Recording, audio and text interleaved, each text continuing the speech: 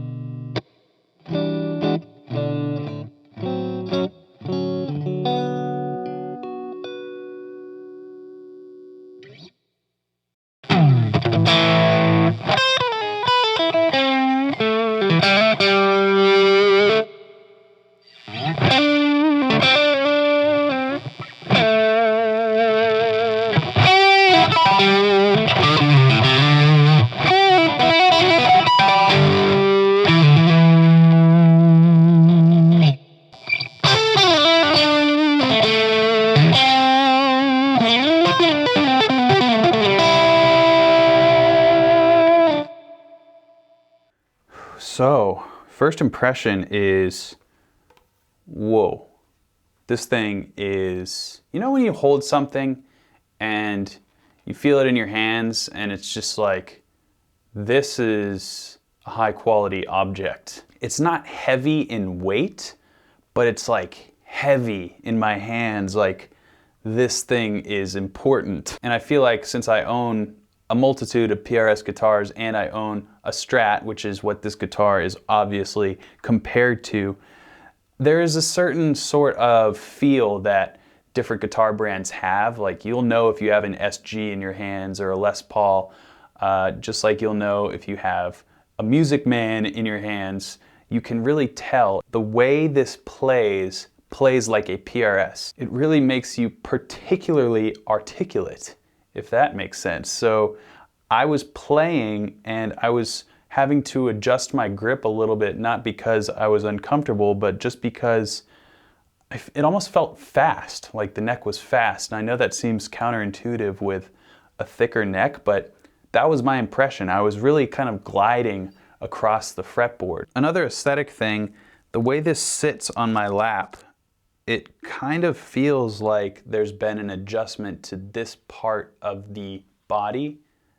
I don't know, it's just... Okay, so let's keep going. I'm gonna go through different pickup selections and try some different dynamic tests. Let's get to testing.